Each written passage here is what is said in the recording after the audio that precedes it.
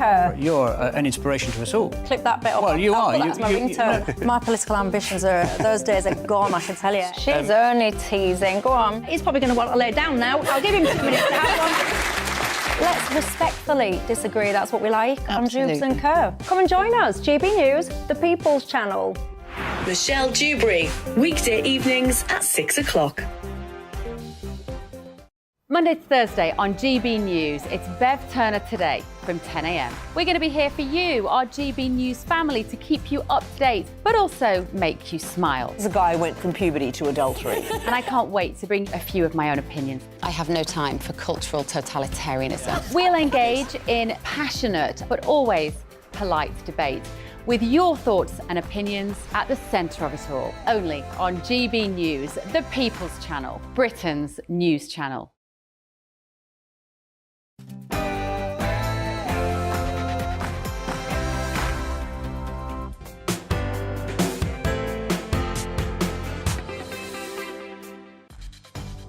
Hello, I'm Alastair Stewart, and for the next 2 hours I'll be keeping you company here on TV and radio with the stories that matter across the country.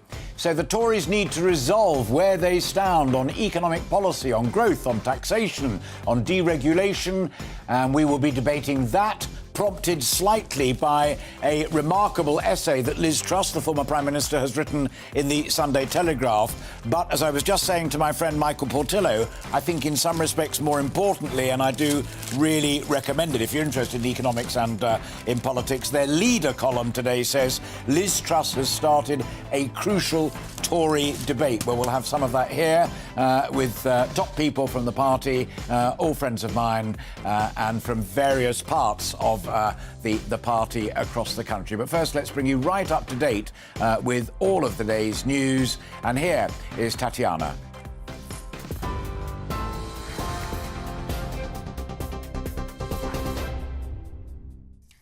Alastair, thank you. Good afternoon. This is the latest from the GB newsroom. Liz Truss claims she wasn't given a realistic chance to act on her policies when she was in office in her first major comments on her premiership since leaving Number 10. Writing in the Sunday Telegraph, the former Prime Minister says she wasn't blameless in what happened, but criticised a lack of political support. She said she stands by her low-tax agenda, calling it a break from leftwards thinking within the party. Ms Truss resigned after 49 days following economic turmoil caused by her mini-budget. Earlier today on GB News, Business Secretary Grant Shapps defended the government's economic plans. I think that Liz's instincts are very conservative in the sense that we want to see taxes, lowered over a period of time. But I think everyone recognises we've been through, hell with coronavirus, which added, £400 billion at least of expenditure. We then had a war in Ukraine, which has pushed up energy prices and inflation and been very, very costly. Police say a key witness in the search for missing mother of two, Nicola Bulley, has now come forward. Officers appealed for a woman seen on CCTV footage wearing a yellow coat and pushing a pram in the area where the dog walker disappeared last Friday in Lancashire. They've called the speculation and abuse on social media towards the witness totally unacceptable. Forensic search and rescue specialist Peter Folding told us he thinks the police need to explore all angles of where Nicola could be and not just focus on the river. They will be looking into many other things. They'll be looking at other people within the family. They'll be looking at people who live locally, whether there's any sex attackers who live locally and things like this. I mean, we don't know. Nicola can be kidnapped and being held somewhere against her will. She might still, hopefully, she'll still be alive. She may have just wandered off. Just with a mobile phone by a river, that's not good enough evidence for me. This needs a lot, we need to clear that river and then that can be ruled out. The Nurses' Union has called on the Prime Minister to make a new pay offer in order to avoid the planned strikes coming up. The head of the Royal College of Nursing, Pat Cullen, says a meaningful offer could avert the action. The NHS is facing what many are calling the biggest strike day the NHS has ever seen, as tens of thousands of nurses and ambulance staff in England are set to walk out tomorrow and Tuesday. The Health Secretary, Steve Barclay, has called the action regrettable, saying it will undoubtedly have an impact on patients. China says it strongly opposes the decision by the US to shoot down a suspected spy balloon, which was thought to be carrying out surveillance of sensitive military sites. Fighter jets brought it down over the Atlantic Ocean yesterday off the coast of South Carolina.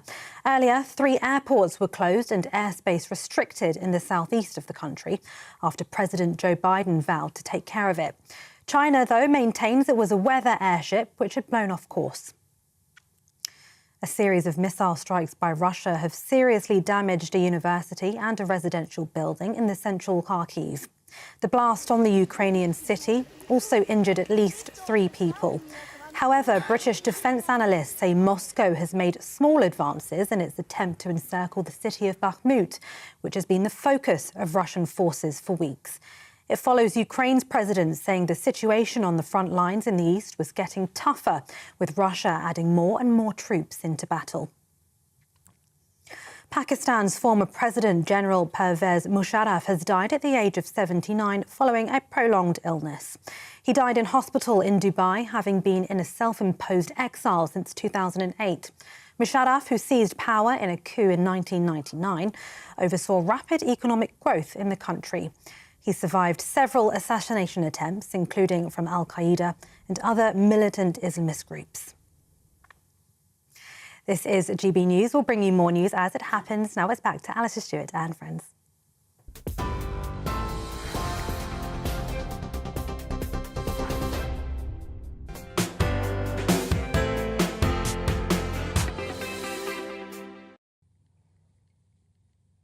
Tatiana, thank you very much indeed. Now, before we get into our main discussion for this hour, the state of play in the Conservative Party, turmoil and what needs to be done to put itself back into fighting form, we're going to get a live update now on the story that featured there in Tatiana's bulletin and has clearly gripped the nation. Police in Lancashire are continuing to search for the missing mother of 2, Nicola Bulley. Nicola was last seen walking her dog near the River Wyre just over a week ago.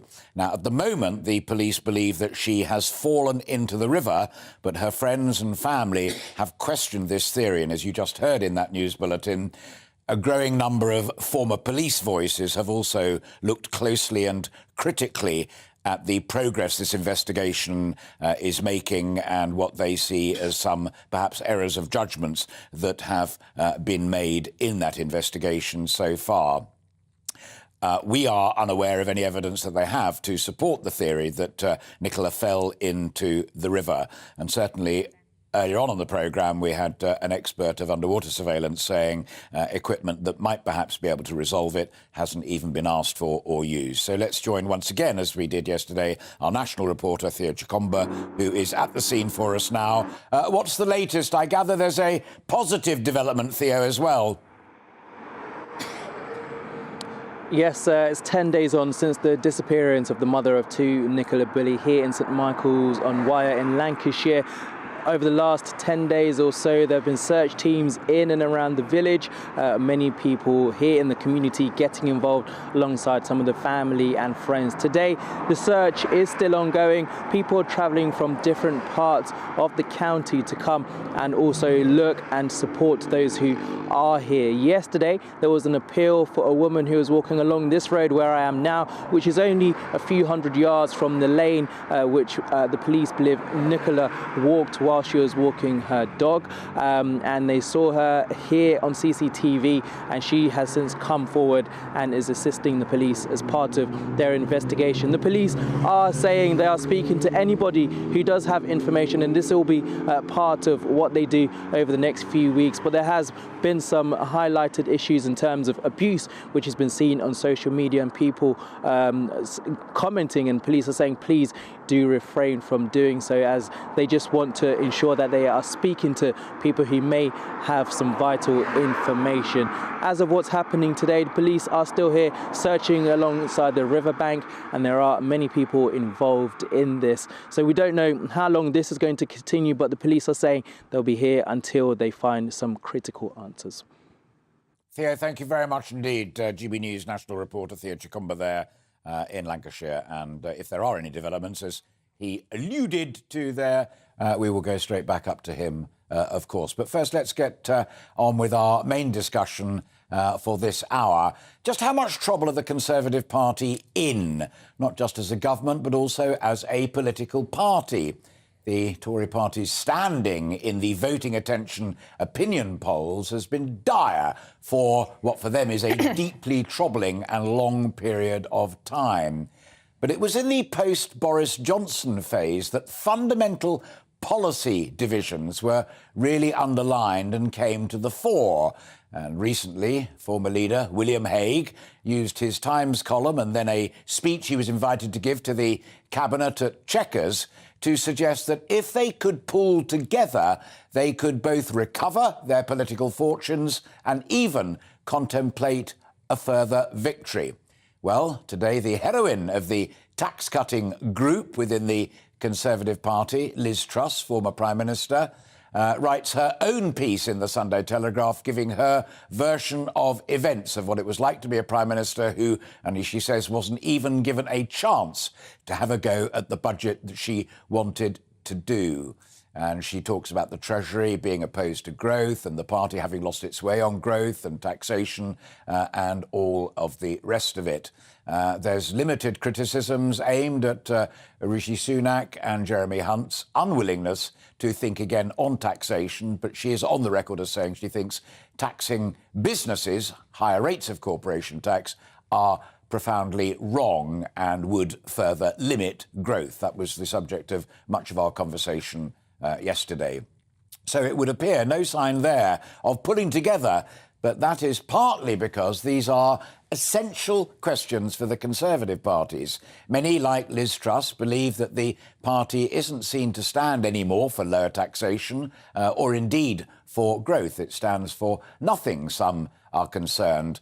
Rishi Sunak and Jeremy Hunt certainly are only in favour of tax cuts when the economy can bear them and the public finances can manage them.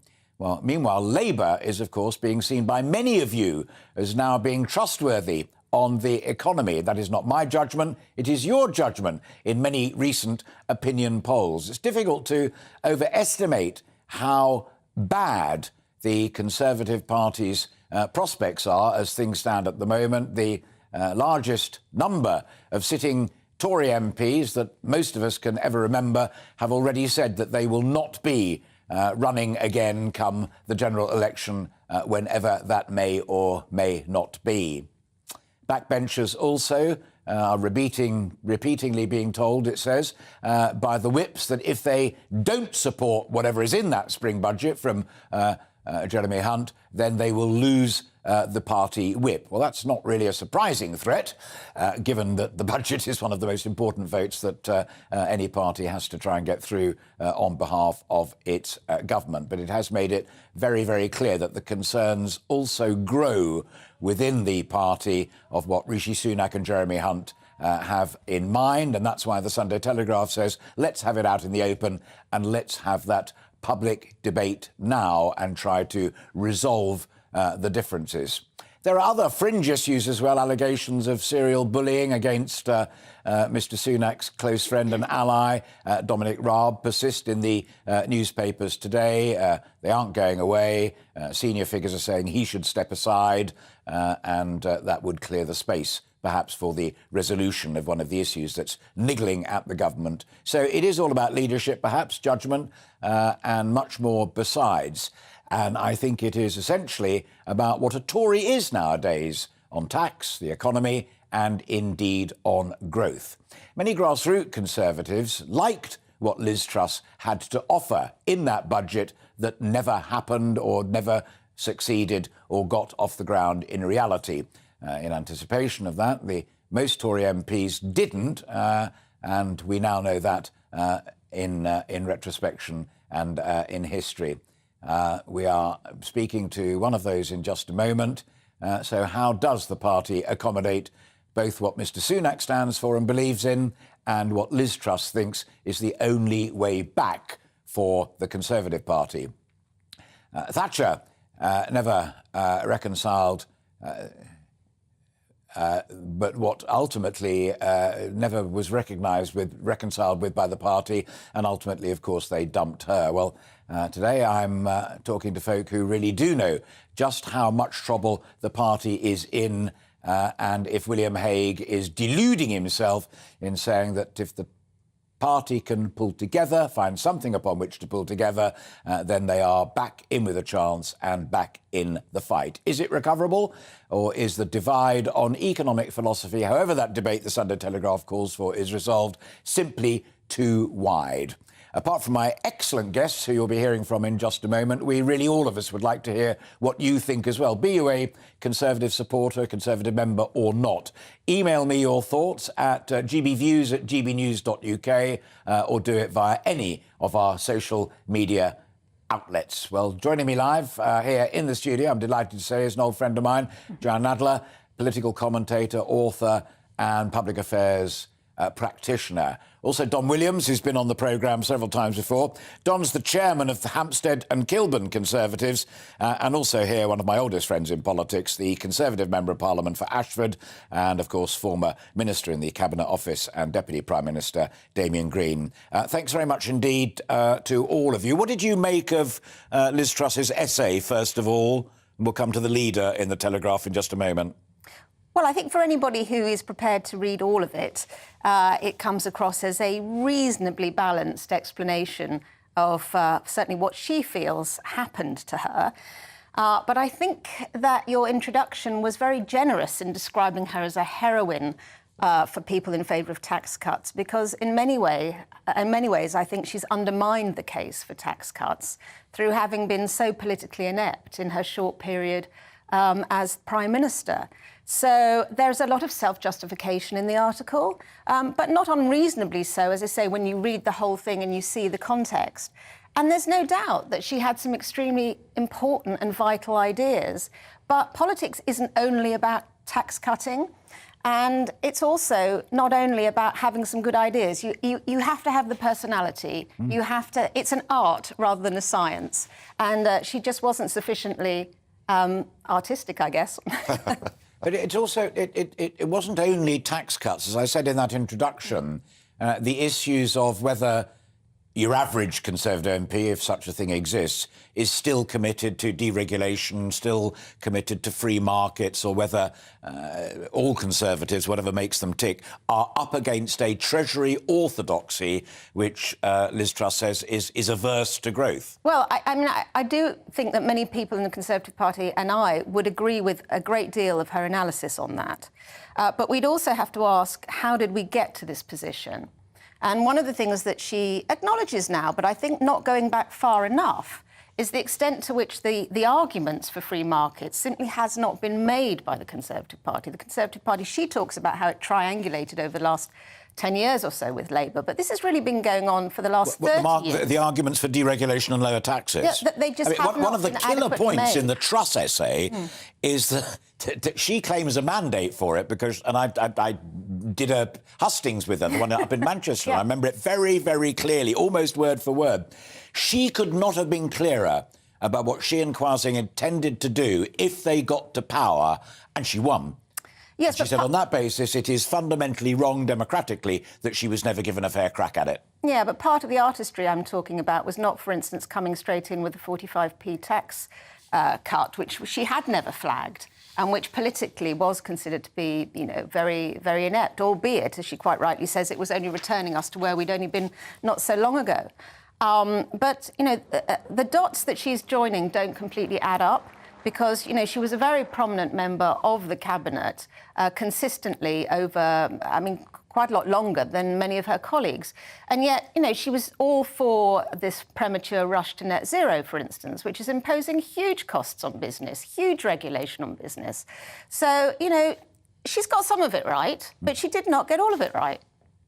Damien, in your view, as a one-nation Tory and a broad church Tory, is there a cathedral-stroke political church in the world that's big enough to accommodate this division, which is fundamental and profound, on economic policy? There is, if people are prepared to be self-disciplined. And I think where I agree with a lot of what Joanne just said, where I take issue with the analysis in Liz's essay, which is ill-served, incidentally, by the headline in the Sunday Telegraph, sort of, I was brought down by a left-wing... I thought that was completely obscure and bizarre, and she doesn't say it. She doesn't say it. But what is crystal clear in the essay, which I think is quite good, is that there is a kind of orthodoxy from the intellectual elite who just know they know best.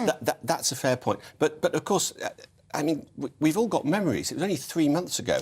She wasn't brought down by plots within the Tory party. The parliamentary party was completely loyal to Liz. She was brought down by the bond market because they didn't accept that unfunded tax cuts of an indefinite nature, which is what Kwasi went on TV the weekend after the budget to promise. That frightened the bond market, and that led to all the emergencies, many of which she talks about in her essay. Bits of which I think are absolutely spot on about whether the OBR's forecasts actually then end up determining policy rather than commenting on it. So there are nuggets of wisdom in there. But the ultimate truth is that sort of every Conservative, the reason why, to answer your original question, is the church broad enough? Yes, every Conservative is in favour of tax cuts and is in favour of deregulation. But one of the things as a Conservative you should do is learn from history. And in this case, learn from Margaret Thatcher. There were two big budgets in Margaret Thatcher's 11 years in power. Geoffrey Howe's was the first one, where he cut direct taxes but increased VAT. He paid for the tax cuts that he and Margaret Thatcher rather radically argued for at the time. The other big budget was Nigel Lawson, a straightforward tax-cutting budget, deregulation, all the things everyone is arguing for this morning. That was 9 years later. And the price that was paid, or rather the route that got the Tory government to the point where they could do that, was a lot of really tough decision-making. The miners' strike, taking on the public sector unions, topical today, privatising large chunks of the public sector. But you have to do things in the right order. That's the art of politics, making sure that you lead people step by step by step to where you want to go. You can set out the destination, and as I say, every Tory would want a low tax, personally responsible, patriotic society. That's what we're about. Yeah. But you can't just say, this is what I want, and I want it all now. That was the failure, I'm afraid, of Liz's government. And to say, you're less of a Tory if you don't think you have to go through these steps first is, I think, simplistic nonsense. Don Williams, chair of Kilburn Hampstead, I saw your head nodding when I was pointing out the fact that what she did intend to do and wanted to try and do was there, clear, on the record, tested and probed. And members of the party, grassroots members of the party, who you chair and who you told my team in a note, you said, our membership's up, actually, in North London. It is up, yeah. Because we put the boot into Labour and we put the boot in particularly to Sadiq Khan.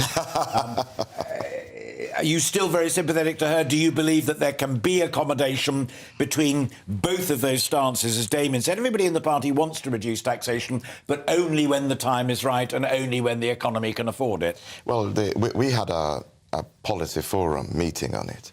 And it's quite frankly, I don't think we're all saying different things. We're saying more or less the same thing. We want to get to that destination. It's how we get to the destination and how we inform people, the messaging that we put forward. And nobody can say that the messaging was perfect in Liz Truss's time. It could have been better. And it could have a bit more knowledge of the bond market, of how the reaction was going to be. And I know they did test the market because we've got people who are members who were part of the panel that was tested, even by the Bank of England. But it's an art. I would agree very much with Joanne here. It's an art, not a science. And if your initial footsteps are not on solid ground, you've got to change direction somewhat to make sure people understand where you're going, to make it a bit more palatable. And you've got to assuage the markets in the same time. And it was a very difficult thing. What would you say, and I'd be interested to hear Joanne and Damien's reaction to it, What's the principal reason that you're hearing from those new members that you are recruiting locally into your party? What it is that's drawing them in? Well, a lot of things are local, which is, you know, what the mayor is doing, what the councillor is doing, these matters. But people are worried also about, they're really worried about why are we paying the most tax that we've ever paid since the Second World War? That is very much an issue. And people want to lobby us. They come in to talk about these matters, to talk about, are there other areas where we could get efficiencies so that we could reach to the destination of decreased regulation, which is, should I say, we're in a North London area, but we do have a lot of people who don't like our onerous regulation that we inherit from somewhere else, which I won't bring up that debate. But secondly, is times are rough.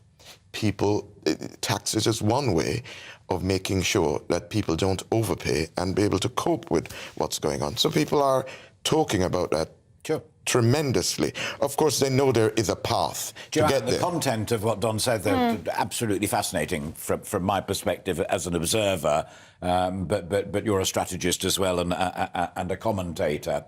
The things that concern folk at the moment, not least the cost of living crisis and making ends meet in the middle of it. That's why so many of them are talking about tax cuts. And they hear from the top table that we are led by people who think that a reduction in inflation is the best possible tax cut. It's not a tax cut. It just means whatever money you've got left after you've bought the essentials and you've paid your taxes goes perhaps a little further because the prices don't go up quite so much. Well, I mean, the emphasis on inflation can feel quite academic, I suppose, when it's articulated by people like Rishi Sunak and Jeremy Hunt, of whom the criticism is that they're rather technocratic.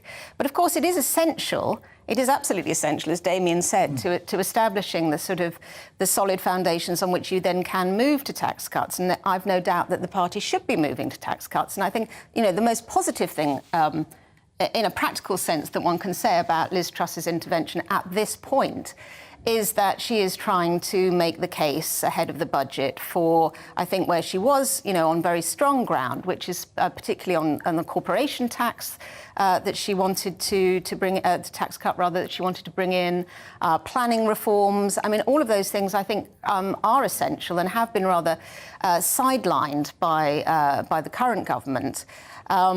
But I'm interested, of course I'm interested in what Don is saying about what's motivating people to come to his party in, you know, quite unusual numbers. But I also think that the party's missing something if it feels that tax is the only thing that's going to motivate people. There are huge, big cultural questions out there at the moment, which the party's been very reticent to try and articulate. And yet we've seen, only in the last couple of weeks, Rishi Sunak make a sort of bold and brave intervention, quite rightly so, on the Gender Reform Act issue in Scotland. And I think this will start to pay dividends for the party as well. He needs to be articulating things that, you know, many of us feel have been sort of slightly abandoned by the party in this rush for necessary economic stability, of course, but that's not the whole agenda. Can I jump in on that point? Please, Don. On that very point, the Scottish point that you raised, I was unequivocally told by a mother, if we don't support the fact that girls can be girls and they don't get men who call themselves women walking into the same loo or bathrooms or whatever that there is, then she cannot support us. She said, my 14-year-old and I think 14, 15 now, year-old, must be able to walk into a safe space. And that's one of the big issues. You're right. That's what people have been telling us as well. That's interesting. You know, Damien, last word to you. As I said, I'd love to hear what you thought of not only the content, but the reportage, as it were, from Dom, that debate that the Sunday Telegraph calls for, that we're all agreed on, I think, is necessary, is taking place in constituencies amongst ordinary members. Many of your colleagues don't even want the ordinary members to have a say next time, whenever that comes around, in determining who the leader of the party is. They want just MPs to be able to sort it out. Yeah, that's not very optimistic. No, we have to give our members some kind of say, but clearly the current system did not serve us well. We do need to think about that, but not now. And I would only issue two sort of words of warning. One is that the Conservative Party is not a debating society.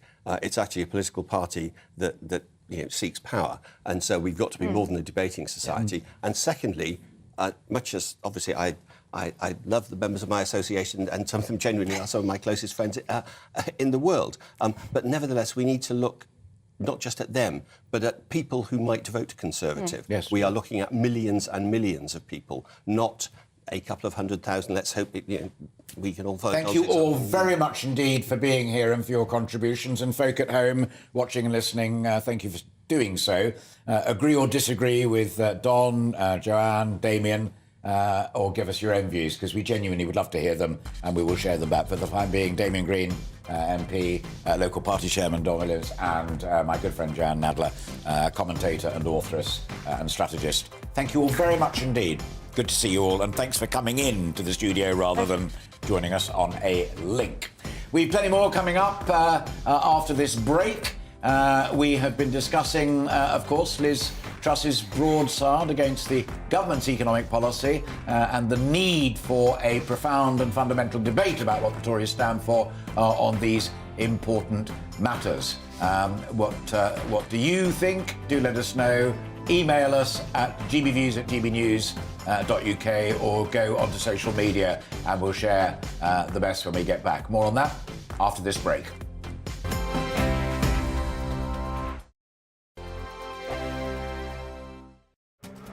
This year on GB News, we've got brand new members in the family. Join us. Across the entire United Kingdom, we cover the issues that matter to you. GB News will always stay honest, balanced and fair. We want to hear whatever is on your mind. And we don't talk down to you. The establishment had their chance. Now we're here to represent you. Britain's watching. Come join us on GB News, the People's Channel. Britain's news channel. Monday to Thursday, 9 p.m. till 11 p.m. Join me, Dan Wootton. I'll bring you the sharpest takes and hottest debates. Do you not believe in prison? I don't believe in prison. I'm completely stunned. I guarantee you there'll be no spin, no bias, no censorship. I actually was personally quite offended by it. And no reason to go to bed. So I guess they've always been quite woke. That's Dan Wootton tonight on TV, radio and online. Monday to Thursday from 9 p.m. till 11 p.m. on GB News. The People's Channel, Britain's news channel. We are GB News, and we'd like to say thank you to each and every one of you for bringing us your conversations, for helping our great nation find its voice. We are here for you on radio, television, and online, across England, Scotland, Wales, and Northern Ireland. It's not the BBC, you actually get your facts right. We are proud to be GB News, the People's Channel, Britain's news channel. I'm Mark White. As GB News Home and Security Editor, I cover those key issues that are so important to you. Our authorities, our communities doing all they can to combat violent crime. With the public services under unbearable strain, why are we still failing to control our borders? Defence, the first priority of any government, has been continually hollowed out. Can we trust our politicians to protect the armed forces? Join me, Mark White, on GB News.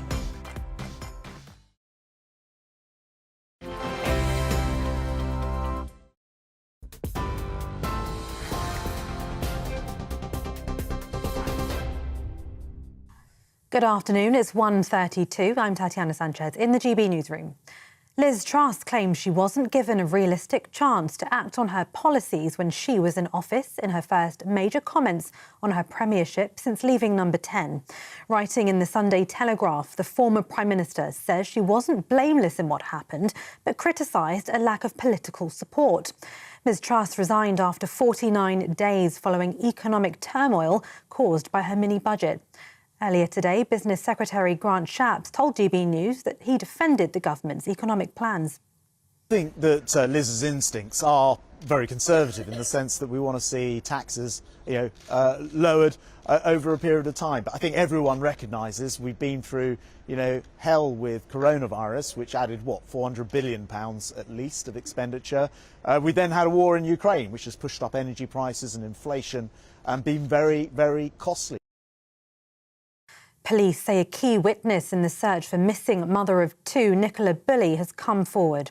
Officers appealed for a woman seen on CCTV wearing a yellow coat and pushing a pram in the area where the dog walker disappeared in Lancashire last Friday. They've called the speculation and abuse on social media towards the witness totally unacceptable.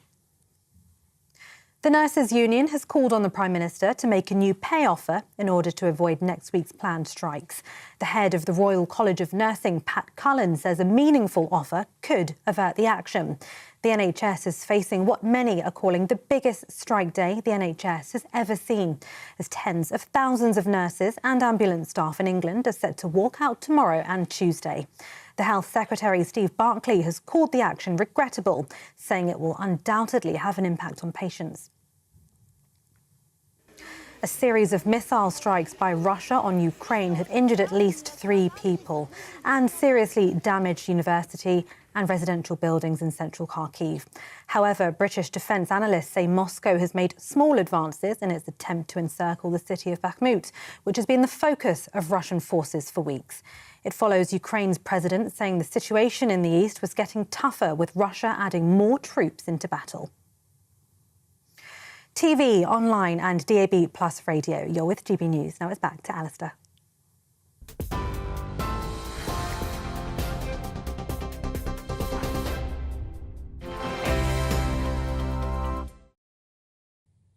Tatiana, thank you very much indeed. So Liz Truss claims that she was not given a realistic chance, as she has finally broken her silence and written a genuinely intriguing essay, account, as it were, of those tricky times in the Sunday Telegraph over her premiership and that budget that in the end fell apart. Who she blames is intriguing, and what she blames is equally intriguing. We have just had what I hope you would agree is a fascinating conversation with a Member of Parliament, a political commentator and the chair of a local party, trying to get the overall and across-the-piece view of the Conservative Party. And I'm delighted to be joined live now in the studio by Catherine Forster, who's been doing much the same on the phone, face-to-face and talking to people.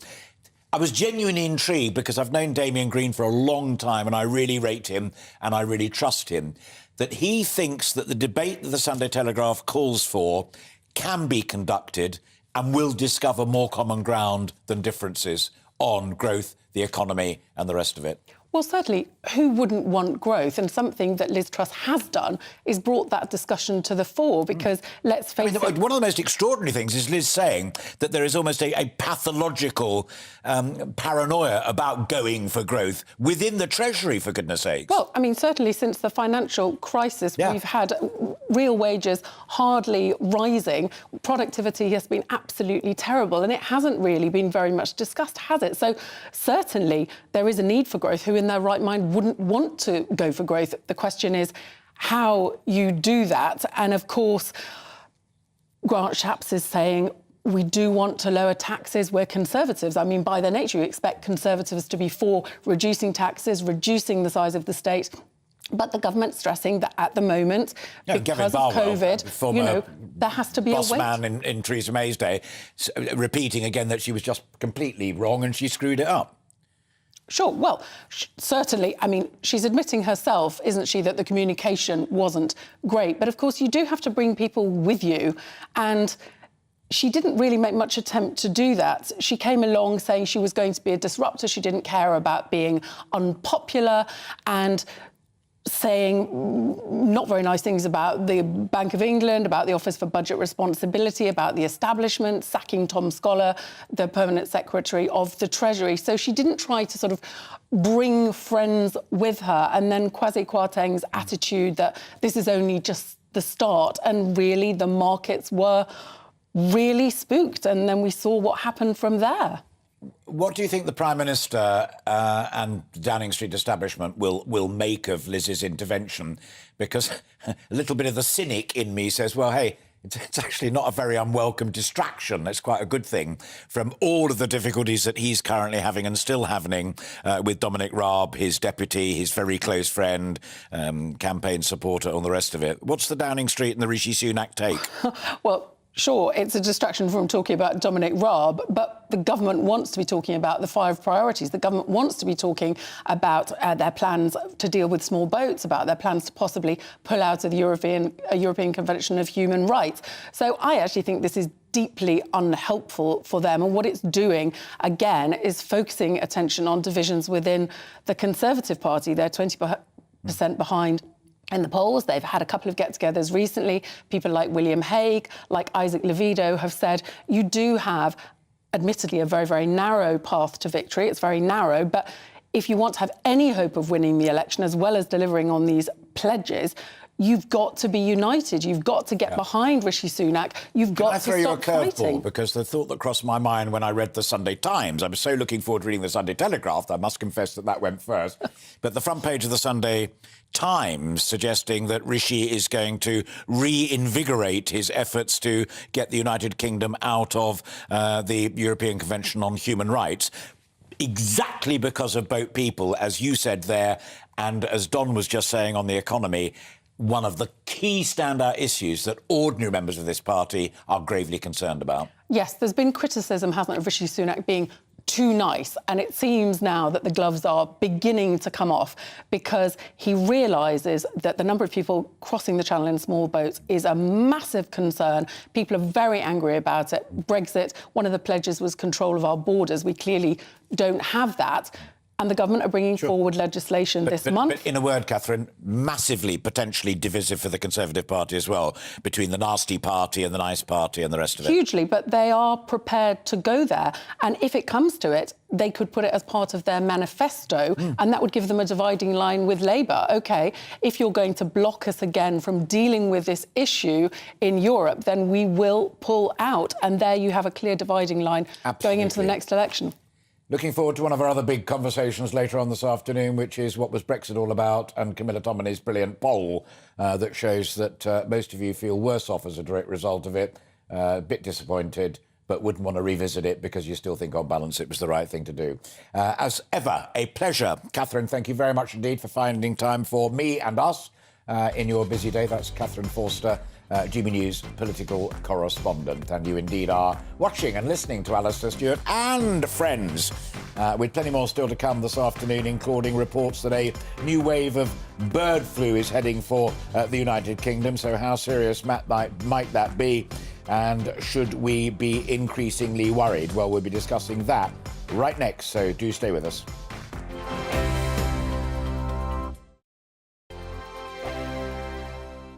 He's the king of breakfast TV, and he's back. Eamon Holmes, back on the TV with me this morning. Even remember my name. I know, it's been 4 months. You have holy water by your bed? Oh, yes. Already to bless. Yeah. Oh, Eamon. Oh. Why do you not believe anything I say? Eamon Holmes back on GB News Breakfast at 6 a.m.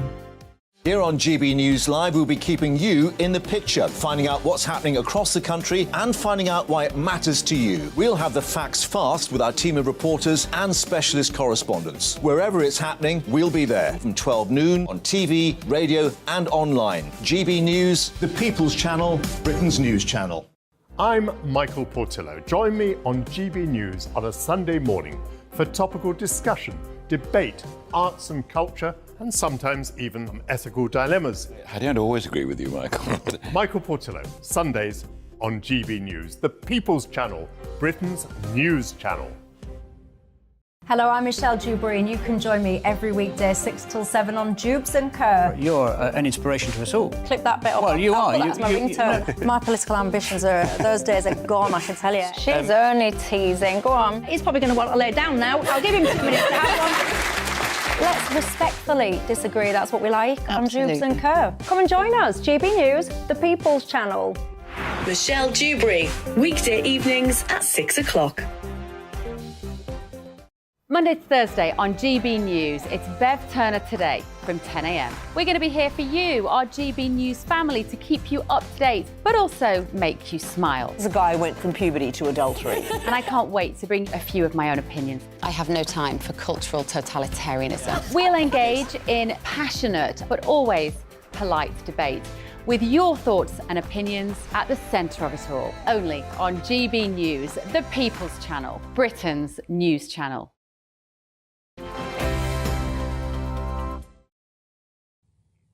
And welcome back. You're watching and listening to Alastair, Stewart and friends here on GB News TV and radio. And thank you very much indeed for so doing. I began the morning asking you to get in touch with your thoughts on our big topic of the day, Tory turmoil and Liz Truss's fascinating essay in the Sunday Telegraph, and also that fascinating Leader column. I'm not here to sell newspapers, but I do recommend anyone interested in politics or economics gets a copy and has a look through it. So let's begin our conversation with you, and let's hear what Matt had to say. And I quote, Truss had no structural economic reforms in her plan, nothing on energy, actually made planning approvals more difficult, restricted housing and gave tax cuts to people who were least likely to spend the money. In fact, if you read the article, she does make a big point that one of the really big things that she did do on becoming Prime Minister was to introduce quite a lot of money available for people to help with their energy bills specifically. Thus proving my point. Read the article, don't just listen to me and other people. Delighted to bring Peter into the conversation.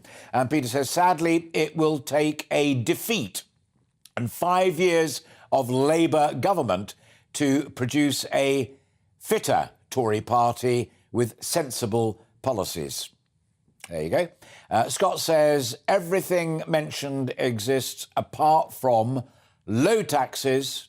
The markets are so free that they brought her down. That's a very interesting contribution to the debate. I know many people who think it was a conspiracy amongst the money men and women to bring her down.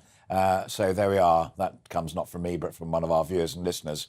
Politicians are not competent or skilled enough to battle the big banks or the markets, or indeed it would seem the Treasury, if you read what Liz wrote.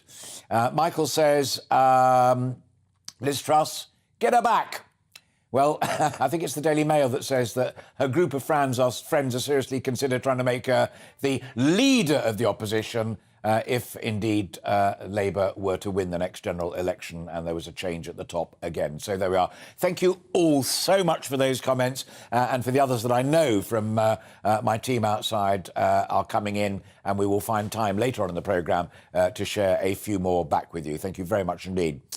Time now for one of my favourite spots on the programme, although this is a bit gloomy, I'm afraid. It's our rural spotlight, and I'm delighted to be joined now by someone that we've spoken to before about the issue of avian flu. It's been going on for ages, and I say that as someone who keeps chickens and reads about this stuff, but also in the Observer newspaper today, there is a suggestion that a new strain of avian flu on its way, and during the week it was suggested that mammals like foxes and otters can also contract avian flu, and there's not a great deal that anyone can do about it.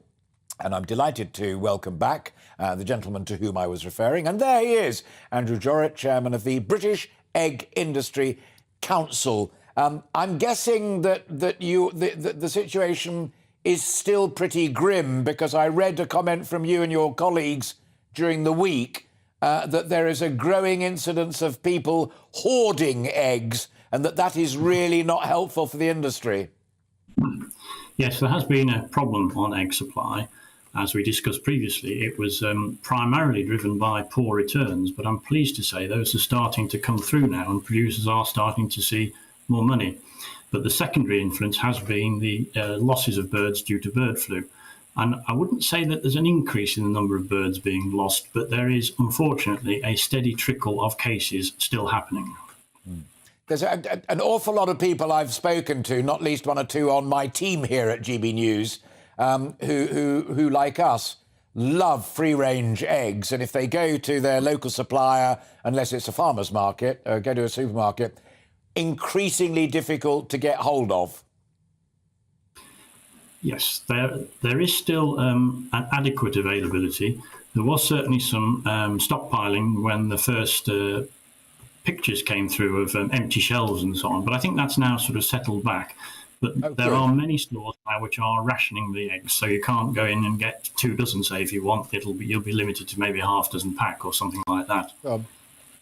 Had you anticipated, and are you concerned about the other breaking story during the week that came from the veterinary community, and that is that there is now evidence that mammals like foxes and otters and possibly domestic cats and dogs can pick this up? Because it isn't just free-range chickens that carry this flu. It's just as likely to be coming from wildfowl flying over open ground. Yes, indeed. And as you are probably aware, normally with bird flu, you have a season in the winter time, which is when breeding birds come down to spend the winter in the UK, and then they go back up to breed into the Arctic regions in the summer. And in the summer, we don't get anything. Well, last summer, we had wild birds still dying from bird flu. It was in gannets and it was in gulls and things like that. And these cases that have just been announced in foxes and otters, it doesn't surprise me at all, because what probably was happening is these animals have been scavenging on dead wild birds.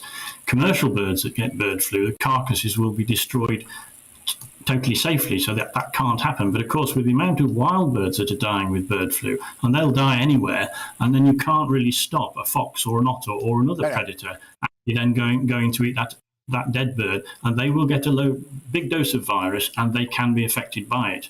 The good news, however, is that what we're not seeing is spread within the fox population from one fox to another. Each incident is a separate incursion where the fox or the otter has eaten a wild bird, an infected wild bird. Given that we're not doing things like vaccinations or preventative treatment of chickens or ducks or geese on avian flu, does the Observer story that there may be another strain heading in our direction, is that a cause of concern, or can that just be filed away? It happens. I think I would put that in the sort of drawer that says it happens. The current strain is H5N1, but just like the coronavirus that we've had, there are different strains within H5N1, different genomes, and I think there's about a dozen. What they may be talking about is just another one of these coming through. But because at the moment we don't have a vaccine, that is a separate issue. And I think perhaps eventually we will have vaccines. The world is working towards it. But if we do go to vaccinate, it'll have to be done virtually on a global basis. It would certainly need the UK, Europe and the USA to move together on vaccination. It could happen, but I suspect that's maybe 2 to 3 years away from now. Fascinating. We shall watch this space, and you are our go-to expert on this matter. Andrew, thanks for breaking into your weekend once again to talk to us. That's Andrew Jorrett, chairman of the British egg industry. Go to the top. It's always best. I hope if you're a farmer or keep pets wildfowl and you're having different experiences, do let us know. Perfectly happy to get tweets and emails on that as well. But time now for another of my favourite spots, what we call our Good Causes slot. It's called that because it's really about good people and good groups of people doing stuff that makes life a little better for other people out there. Now, my next guest was on the programme once before, and sadly we ran out of time. And I publicly said, we must come back. And she said, yes, I can do that, which proves, A, that I'm a man of my word, which I like to try and prove. And also it means that I and my team thought that this was a really important subject to discuss. And now, after her good friend Jackie was diagnosed with Parkinson, the Madeleine Castry, the founder of Resonate, really got excited about what the prospect of it. Resonate is basically, do you want to redefine what it is, or I'm happy for me to say? It's essentially a music therapy. Absolutely. Which we know about, and it's been around for a long, long time. It helps kids with learning disabilities. But the really exciting thing about your sad personal experience is that for degenerative ailments like Parkinson's, this is a breakthrough. Absolutely. And this work really came about because of my personal connection with this. So my good friend Jackie was diagnosed, and she was diagnosed comparatively quite young with Parkinson's. A lot of people think... I was going to be very presumptuous there, and I don't know how old you are, but it's perfectly evident to me that you are not a person in their dotage. So how old is your friend? She was diagnosed in her early 40s, which is quite young to be diagnosed with Parkinson's. But, do you know, I was shocked to realise that there is... But have you also got evidence, I know we touched on this last time, but evidence that that music therapy, even, which we know works very, very well for young people, can equally work very, very well indeed for young people who have degenerative diseases like Parkinson's? Absolutely. So there's lots and lots of facets of this. So the first is the powerful neurotransmitters that are released when you engage with a musical activity. So you release dopamine, you release serotonin, and it's interesting that in Parkinson's, dopamine degenerates within the brain. So that's a direct stimulant to improve the quality of life of living with that condition. That half answers my next question, but I interrupt to then repeat the other half of it, which was going to be, how does it work?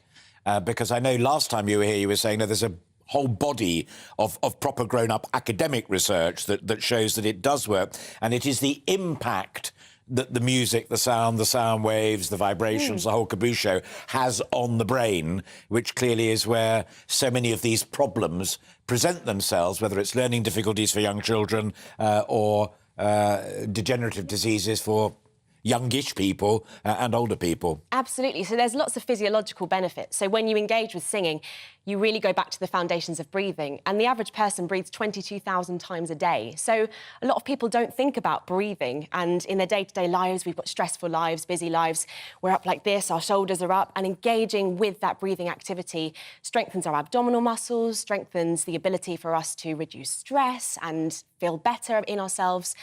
Then, in terms of working with people with Parkinson's and degenerative conditions, what you also have is that kind of repetitive action which takes away the spontaneity of speech. Is it also the consumption of music, or does it have to be the performance, whether you're a singer or an instrumentalist?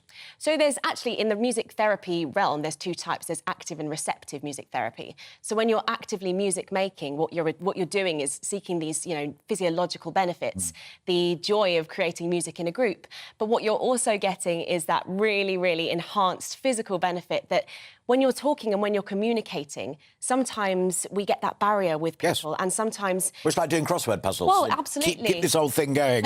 But also, when you were giving your last answer, and also that's a lovely example of it as well, it's socialisation as well, and there have been a couple of really lovely examples on television recently of using the choir format in terms of degenerative diseases and other setbacks. And it is simply the act of keeping folk together, and however they choose to do it, communicating linguistically or perhaps musically. That's exactly it. And it's very isolating when you have a degenerative condition. And I think it's isolating in terms of some people don't want to go out the house, some people feel that they can't be heard. I work extensively with people who've had strokes, and they sometimes have aphasia as a symptom. So they know exactly what they want to say, but they struggle articulating it. And I think one of the big stumbling blocks with this is that spontaneous rhythm of speech. So I've done things like create little music motifs that people can use, be it the Grand Old Duke of York, and by giving them that beat to say, right, you're going to say what you want to say in this da-da-da-da-da-da, so that we get that phrase, and that triggers them to be able... Is this your full-time thing? No, I'm a PhD candidate, so I'm just about to finish my PhD. I teach, I lecture, I'm a senior lecturer, but my main thing is making music accessible, and that's really why I wanted to start this charity and initiative. Well, I wish you well. I'm not going to invite you back again right now, but actually, in all seriousness, you would be welcome back again, because there's so much more to the story, and I want to know about the research that you're doing and the academic pursuit as well. But for the time being, Madeleine, thank you so much. And I'm glad I said you must come back, and I'm glad that you accepted our invitation. Thank you very much. Such an important story. And if you want to know more about it, do look it up, Google it. It's Resonate, and it's got a brilliant website as well. You are watching and listening to Alastair, Stewart and Friends, with lots more still to come on the programme this afternoon, including more on the Liz Truss essay in the Sunday Telegraph today, and their leader column saying the Tories need to have a debate about what they really stand for on economic policy. Plus, where are we with Brexit 3 years on. GB News and Camilla Tominay have commissioned some unique research and opinion polling, which we will share and discuss with you and one or two friends of mine who have very strong views on the matter. So all of that's still to come and much more besides. But first, we are going to reward you and ourselves with a quick break.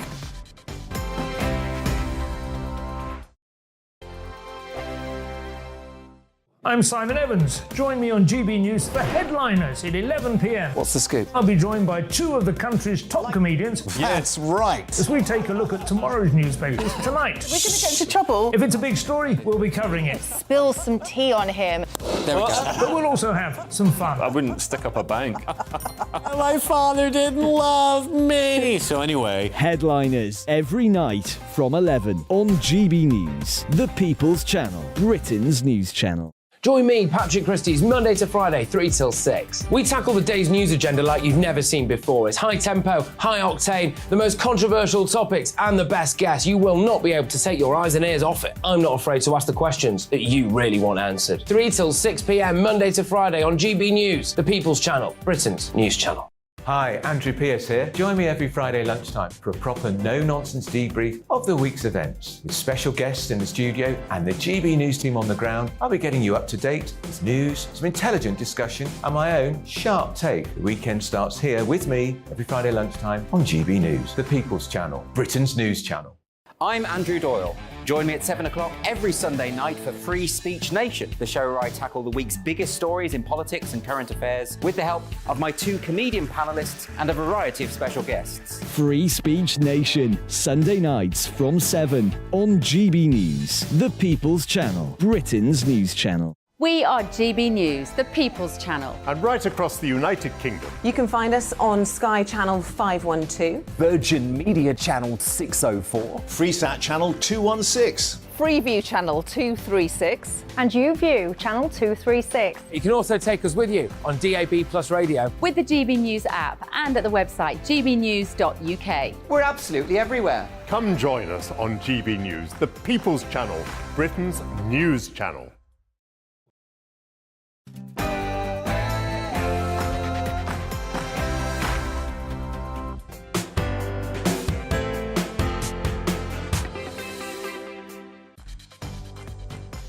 Hello and welcome if you've just joined us. Hello and welcome back if you've been with us from kickoff.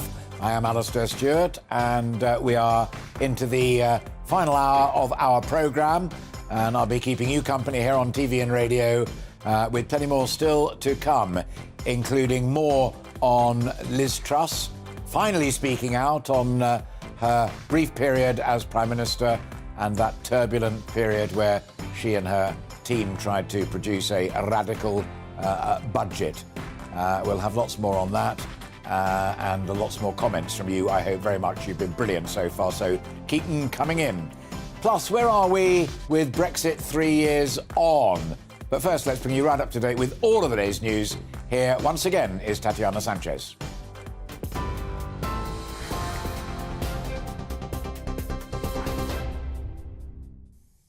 Thank you, Alastair. 1 minute past 2. This is the latest from the GB newsroom.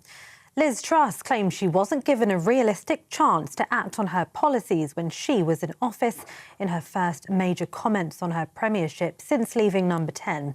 Writing in the Sunday Telegraph, the former Prime Minister says she wasn't blameless in what happened, but criticised a lack of political support. She said she stands by her low-tax agenda, calling it a break from leftwards thinking within the party. Ms Truss resigned after 49 days following economic turmoil caused by her mini-budget.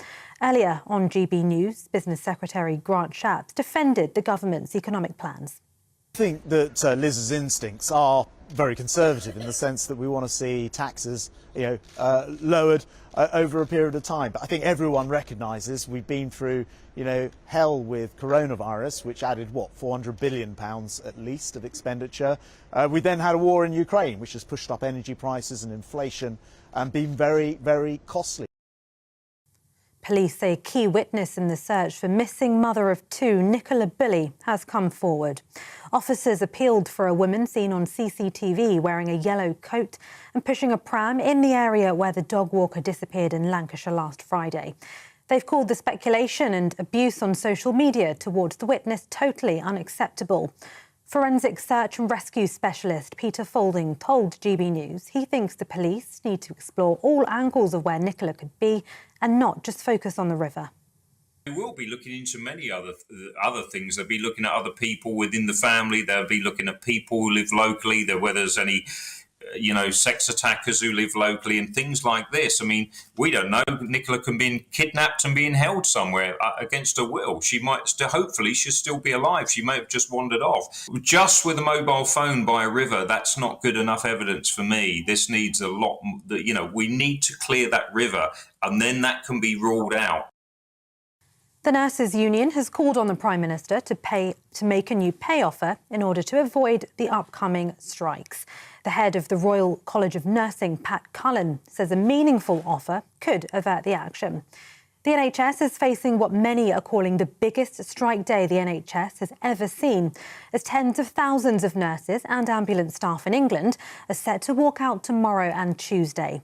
The Health Secretary has called the action regrettable, saying it will undoubtedly have an impact on patients. China says it strongly opposes the decision by the US to shoot down a suspected spy balloon which was thought to be carrying out surveillance of sensitive military sites.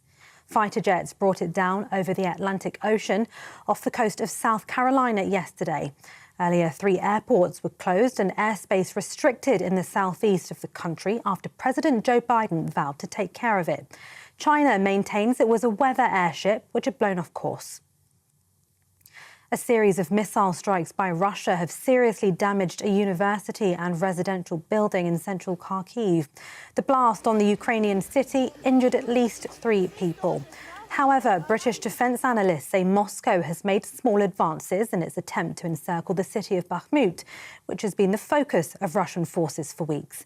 It follows Ukraine's president saying the situation on the front lines in the east was getting tougher, with Russia adding more and more troops into battle. Pakistan's former president, General Pervez Musharraf, has died at the age of 79 following a prolonged illness. He died in hospital in Dubai, having been in a self-imposed exile since 2008. Musharraf, who seized power in a coup in 1999, oversaw rapid economic growth in the country. He survived several assassination attempts, including from Al-Qaeda and other militant Islamist groups. This is GB News. We'll bring you more news as it happens. Now it's back to Alastair.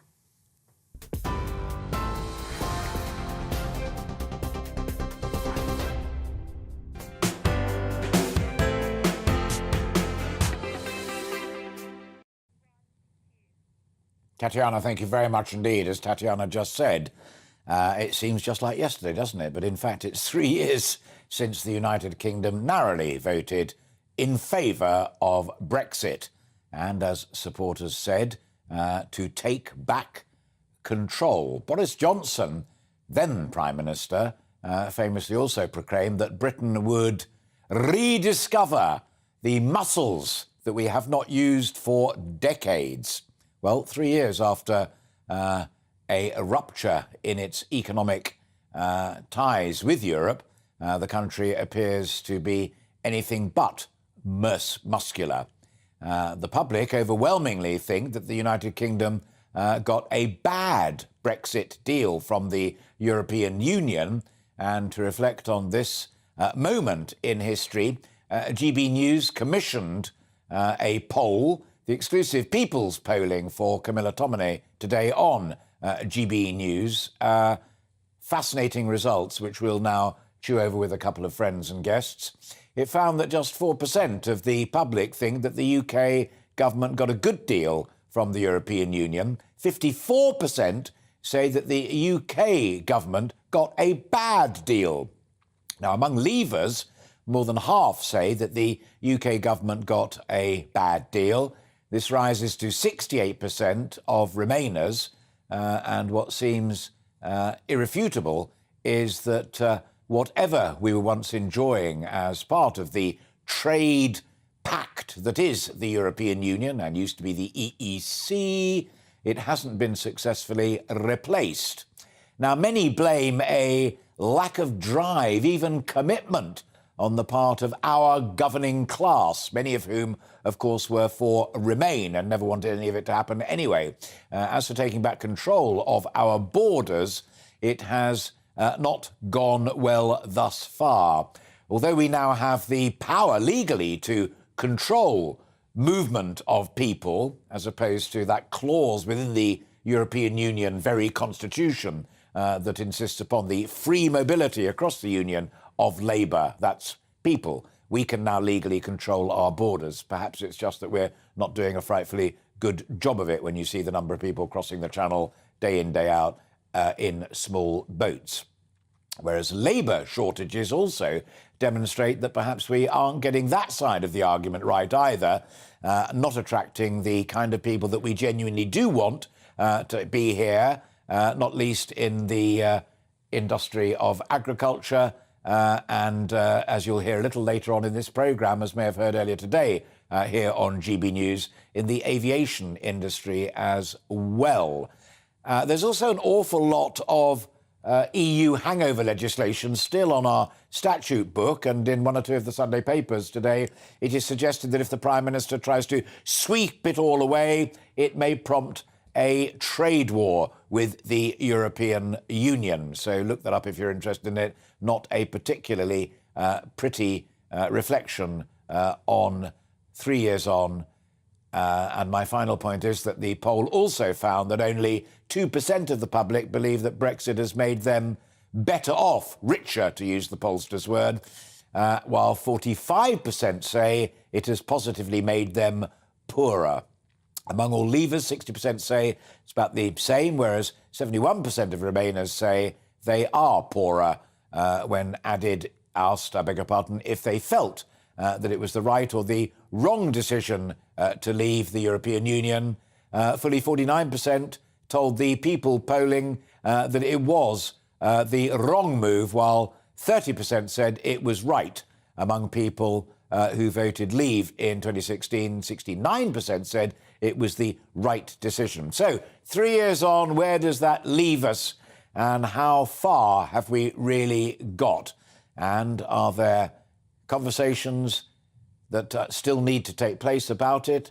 Are things going on at this very moment that may one day make it all better and all worth the angst and pain? Nigel Farage writes in one of the Sunday papers today, it's tragically a missed golden opportunity. Looking at the polling result, it's clear, and it's still a topic that divides people up and down the country. So I guess we're never going to get over that. But it's pretty clear as well that there's little or no appetite out there for another referendum or any other form of revisiting this decision. So what do you make of that finding, and what is your view on Brexit and on further referenda or whatever it might be? As always, you can email me your thoughts on gbviews@gbnews.uk or you can tweet it. I'm delighted to be joined now by a good friend of mine, Baroness Claire Fox. And Claire is the director of the Academy Ideas and herself a former Brexit MEP. When I was reading this data, the thing that struck me most forcibly is that for many, many people, like your good self, this wasn't about pounds, shillings and pence.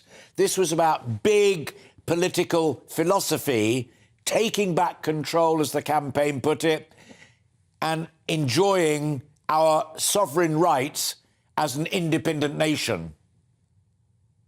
That's absolutely right, Alastair, and we still have the opportunity to do that because we are now responsible for the making of our own laws. The politicians who make them are accountable to the people of the UK. But I think one of the kind of misdiscussions in a way, and even from some of your introduction, is to imply that, well, Brexit happened 3 years ago, whereas obviously the decision to leave the EU was in 2016. And if we remember what happened in the build-up to 3 years ago, most of us could not believe what was happening, was that the vote had gone through and it was going to be overturned. It was, the deals that were presented, like Theresa May, everybody felt as though there was a sellout, that the establishment just wouldn't let us leave one way or another. And that actually was the thing which I think set in the bitterness, because so many people I know who voted Remain had accepted the vote in 2016, but they were almost like stirred up into believing it could all be overturned and this was a terrible decision and all those Brexiteers were all stupid anyway and they didn't understand. And so the deal that we got, and this is where we get onto the economy bit, the deal that we got in a way was a desperate attempt to get any kind of a deal to get us out. And there was no doubt there was major compromises made. Everybody, I certainly know that GB News viewers will be sympathetic to this, that the fishing communities did not do as well as they'd been led to believe they would. And the Northern Irish situation still allows 6 counties of Northern Ireland to stay within the jurisdiction of the European Court of Justice, which is I don't know if you were able to. I don't know if you were able to watch the programme yesterday, but we had a genuinely fascinating discussion on that very issue with friends in Northern Ireland. One is the leader of the Conservatives in Northern Ireland, and the other is the boss of the Federation of Small Businesses there, both of whom were optimistic that progress could be made, and that those stories that broke out during the week, that there may be some progress on this. It may actually be happening. I'm more pessimistic. I think the Northern Irish protocol itself is a problem and needs to be got rid of. And if you talk to anyone, or certainly when I talk to, Kate Hoey and members of the DUP, they are convinced that unless we get rid of the protocol, the resolution won't be there, because it will be about the European Court of Justice having jurisdiction over parts of the United Kingdom. But the reason I was stressing that was not to just dwell on that particular issue, was that it was a bad deal, but we should remember, or certainly wasn't as good a deal as one might have wanted. But you've got to remember that nobody was trying to get a good deal from 2016 onwards. It was almost willful, the vote, all sorts of prevarications occurred. And so I think that most of us were prepared to take, and I do, say this with some heavy heart, to take the deal that would get us over the line to get us out of the European Union. That was some achievement because people had been worn down. And I remember in 2018, one of the reasons I decided to stand for the Brexit Party in those European elections was I suddenly dawned on me, oh my God, we're not going to ever leave the European Union. Now, what I think has happened is that opportunity has been squandered, because having got over the line, Boris Johnson did have that massive majority, but that sense of a democratic dynamism that came from the largest democratic vote in the UK's history, that would lead people to feel that not only that, the taking back control was not just Britain taking back control, but it was ordinary people's capacity to take back control of politics and to have a moment where their democratic rights were taken seriously, not left behind or patronised or condescended to. Yeah. And I do feel as though that has not in any way been realised. But do you also agree with me, and I'm going to anticipate optimistically that perhaps you would, that it's not only Nigel who's saying that this is really a saga of missed opportunities. I've heard lots of people in the city and investment community who are saying the reason that we've not done as well in this phase on trade is because, as it were, the ruling elite, and that's a phrase that comes to memory from one hedge fund manager who wrote a brilliant piece about it. Their hearts weren't in it. They didn't want to make it work because they never believed it in the first place. Well, let me tell you, that goes on as we speak. I mean, certainly sitting in the House of Lords, every single possibility that anything goes wrong in the UK, it's Brexit's fault. So Brexit bashing is still well and truly alive. That we haven't exactly embraced any opportunities enthusiastically, as you pointed out. And that's not just in the hedge fund world. It's in every institution. Instead of everybody going, OK, this was the democratic decision. Now, what can we do to make the most of it and see what the opportunities are? People sneerily and nastily and willfully say, we knew it was going to be rubbish. We said it was going to be rubbish. And they won't look at any possibilities of opportunities. And of course, we do know, as you've said, that there are, one of the reasons why Brexit was so important was it was about the British politicians not being able to take their decisions over to Europe. I mean, often the laws that we got imposed by Strasbourg were actually the ideas of British politicians. They were much happier taking them over to Brussels and getting them through there than convincing their own citizens and the electorate. The problem now is that the British political elite, I'm afraid, are also ring-fencing off many decision-making policies and saying, oh, well, what can we do? We signed up for an international treaty around net zero. It's not our fault, Gov, and so on and so forth. So the frustration of many leavers is that we don't feel as though we have control. Sure. Claire, the European Convention on Human Rights, you know better than most, is not a wing or a division or a bit of the EEC or the European Union. Totally different roots and totally different history. But I think it's the Sunday Times is reporting today that if this government, Sunak, really pushes to try and purge our statute books, as you've just said there, of those remaining chunks of European legislation, Brussels clearly is threatening a trade war. Yeah, well, I mean, it is undoubtedly the case that the EU are not keen on helping us in this process. I can't say, what can you say? That's why we left, right? But there might well be threats of trade war and all the rest of it. But I do think that it's up to British politicians and informed by the electorate to do whatever they need to do in order to enact what the British voters tell the politicians to do. And control of borders is a key issue. Yeah. And if a European court gets in the way of that, even if it's not part of the EU, then I think that there's an obligation to look at getting out. And that's the way I look at it. Yeah. One of the problems is that our own politicians don't feel confident they can do it without leaning on these international treaties, but they've got to grow up. That was talking of opinion polling, which is where we started. I think you and I both know that that's what the majority of British people think as well. Claire, it's always a pleasure to talk to you, publicly on telly or privately. Thanks for finding time for us this Sunday afternoon, and take care. Thank you very much indeed. Baroness Claire Fox there, former Brexit MEP, as she said herself in that conversation. I'm delighted now to be joined by another friend of mine, as it were, from the other side of the argument, or in his case, actually, both sides of the argument, and reflect upon Brexit 3 years on with Khalid Mahmood. Khalid is a good friend of this programme and always generous with his time in accepting invitations that we issue to him as often as we can do. Khalid's the former Shadow Defence Minister and, of course, Labour Member of Parliament. I'm tongue-in-cheek talking about both sides of the argument.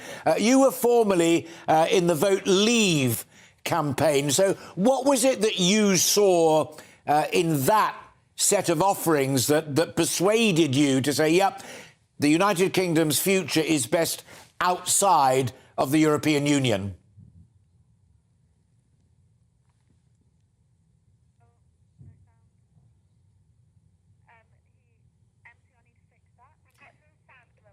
OK, we have no sound from Khalid. But I promise you, and I'm not doing that bull thing, which I mustn't say the word because it's a naughty one, the people I can hear in my ear are trying to fix it, because I really, really, really want to hear from Khalid Mahmood while we're waiting for that to happen. You've already been in touch, and we've shared some of the best ones so far on our big topic of the day. So I can squeeze some more in now, which is the only upside of a technical hiccup. Tory turmoil is what we're talking about, and that Liz Truss essay in the Sunday Telegraph. And this one comes from Neil, who says, so the country's falling apart, strikes, high energy costs, and a war in Ukraine affecting the world. And what is the Conservative Party's response to navel gaze over Liz Truss? I was right and everybody else was wrong. Claims that she was useless as Prime Minister and people saw through her in journalistic terms. She is today's fish and chip paper. Well, there's a bigger essay she wrote and a leader column, so you can have two bits of fish if you want and a separate piece of paper. But that said, I profoundly disagree with you, because I think she does raise really important issues there that we need to talk about as a country. That's why I spent so much time talking about growth on this programme yesterday. Michael joins the conversation to say, I would not trust Labour with my granddaughter's piggy bank. let alone the economy.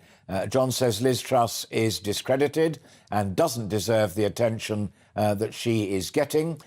She discredited herself with policies that were disastrous for so many people, though not the very wealthy, some of whom will like her very much indeed because she'd have made them even wealthier still. Claire joins the conversation to say when Cameron called the Brexit referendum, he split both parties. The Tories need to disband and start again if they are to succeed. Well, there's an interesting one. It's been done before. Labour were the last ones to do it. How intriguing. And we're still working on Khalid Mahmood, talking of Labour, but we haven't been able to fix it yet, but we will do. We've got about half an hour still to go on the programme, so stay with us. And Khalid, if you can hear me, we'll sort it. I give you my word, we will do. We're going to take a quick break while we discreetly sort out whatever the problems are twixt us and Birmingham. Hello again. It's a sunny Sunday for many of us, though there will be some high-level clouds, so the sunshine could be a bit hazy at times. Lots of dry weather around, though turning cloudier across the north later. The reason for the settled weather is this whacking great big area of high pressure. It's very high indeed. Some stations have already recorded pressure above 1048, so that is very high even for the time of year, and that's why there's so much settled weather around. You can see, looking at the picture through this afternoon, lots of sunshine around. Like I said, some high-level cloud will mean the sunshine is going to be a bit hazy at times. Thicker cloud towards the north and perhaps a few spots of drizzly rain for the far northwest of Scotland, but most places staying dry. Despite the sunshine though, temperatures are actually down a couple of degrees compared to yesterday, should just about get into double figures towards the south, and it will feel relatively pleasant because of light winds. As we go through the end of the day, holding on to the clear skies across much of England and Wales, but thickening cloud towards the north-northwest of the UK, still a few spots of drizzly rain around and some blustery, gusty winds perhaps for northwestern Scotland as well. Where we hold on to the clear skies across England and Wales, it's going to turn cold. Fairly widespread frost with temperatures perhaps getting as low as -4, -5, and some fog and freezing fog to watch out for first thing on Monday morning. A milder picture towards the north and northwest. As we go through Monday itself then, we are going to see the cloud thickening towards the north, and that thicker cloud is going to gradually encroach into parts of England and Wales, so many places turning a bit cloudier, but staying largely bright and often sunny towards the southeast of the UK. And here it's again going to be similarly warm as to today, so may just about get into double figures, but notice with the wind direction from the south-southwest, northern parts of Scotland may also reach highs of 9 or 10. As we go through the end of the day tomorrow, we are going to again hold on to the clear skies, so another frosty night for much of England and Wales, but some rain starting to push into the northwest of the UK and some strengthening winds too. Staying changeable across northern parts through the rest of the week, always drier and sunnier towards the south, but also some frosty, foggy nights to come. Here on GB News Live, we'll be keeping you in the picture, finding out what's happening across the country and finding out why it matters to you. We'll have the facts fast with our team of reporters and specialist correspondents. Wherever it's happening, we'll be there from 12 noon on TV, radio and online. GB News, the People's Channel, Britain's news channel. Join me, Nana Akue, Saturday and Sunday afternoons on GB News. Expect fiery debate and passionate discussion as me and my panel tackle some of the biggest topics hitting the headlines. It's a place for everyone's opinion. No one gets cancelled, but no one gets an easy ride. Oh, she's on it today! Be ready for conversations that are fierce, frank, and of course, fun. Every Saturday and Sunday afternoon from 4 p.m. on GB News, the People's Channel. I'm Camilla Tominey. Join me on GB News on Sunday mornings for a politics show with personality on TV, radio and online. GB News, the People's Channel, Britain's news channel. Join me every Sunday at 6 p.m. for Gloria Meets. In exclusive interviews, I'll be finding out who our politicians really are and what they really think. It's something that you would never want anyone to suffer. I didn't know what channels there were. I didn't think I'd be believed. I must have weighed about 7 stone and I'm 5'8". My instincts was to sort of cover this up. I mean, clearly that was a mistake. Join me every Sunday at 6 p.m. on GB News, the People's Channel, Britain's news channel.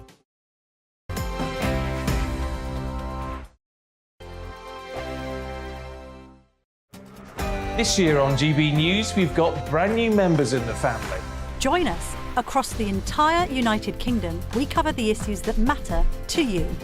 GB News will always stay honest, balanced and fair. We want to hear whatever is on your mind. And we don't talk down to you. The establishment had their chance. Now we're here to represent you. Britain's watching. Come join us on GB News, the People's Channel. Britain's news channel. Join me, Nana Akue, Saturday and Sunday afternoons on GB News. Expect fiery debate and passionate discussion as me and my panel tackle some of the biggest topics hitting the headlines. It's a place for everyone's opinion. No one gets cancelled, but no one gets an easy ride. Oh, she's on it today! Be ready for conversations that are fierce, frank, and of course, fun. Every Saturday and Sunday afternoon from 4 p.m. on GB News, the People's Channel. We are GB News, right across the nation. You can get us on television, on radio, on digital. We're absolutely everywhere. Amazing! You see, amazing! You remind me of me in the European Parliament. But here's the most important bit. We are not part of the mainstream establishment. We think and speak just like you do. We are the People's Channel. Magnificent. That's really, really thoughtful. Come and join us on GB News, the People's News Channel. Join me every Sunday at 6 p.m. for Gloria Meets. In exclusive interviews, I'll be finding out who our politicians really are and what they really think. It's something that you would never want anyone to suffer. I didn't know what channels there were. B, I didn't think I'd be believed. I must have weighed about 7 stone and I'm 5'8". My instincts was to sort of cover this up. I mean, clearly that was a mistake. Join me every Sunday at 6 p.m. on GB News, the People's Channel, Britain's news channel.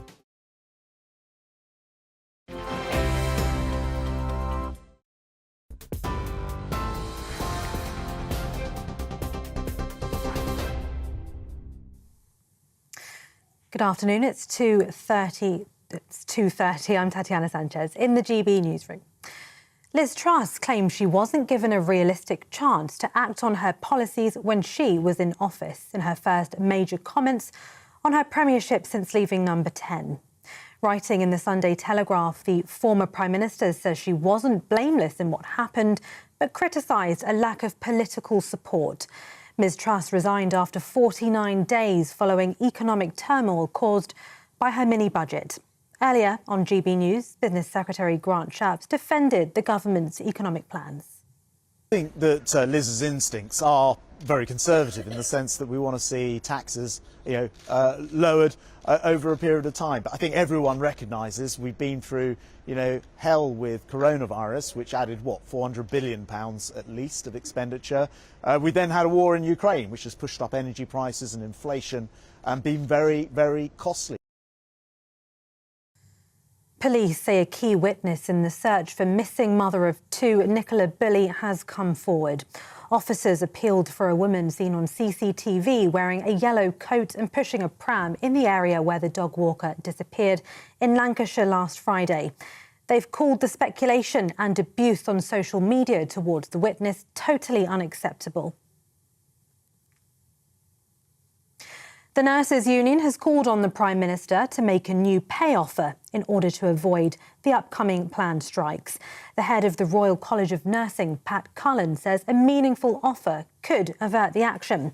The NHS is facing what many are calling the biggest strike day the NHS has ever seen, as tens of thousands of nurses and ambulance staff in England are set to walk out tomorrow and Tuesday.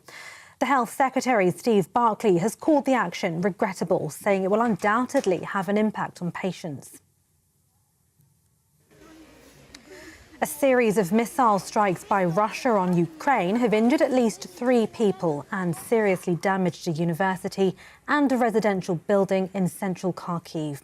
However, British defence analysts say Moscow has made small advances in its attempt to encircle the city of Bakhmut, which has been the main focus of Russian forces for weeks.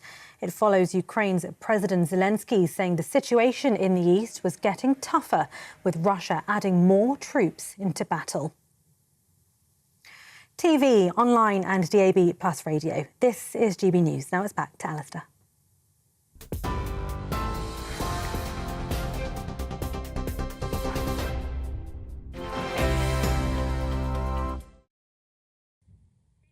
Tatiana, thank you very much indeed. I'm delighted to say it doesn't happen quite as much these days as it used to, but the loss of sound link between ourselves and my next guest up in Birmingham, I'm delighted to say we have been able to sort out, so we can return to the conversation that we almost got going with my good friend Khalid Mahmood. There he is, former Shadow Defence Minister and Labour MP. And I jokingly said when I was talking to Claire Fox that you're not only the other side of the argument, but as it were, we think he's gone again.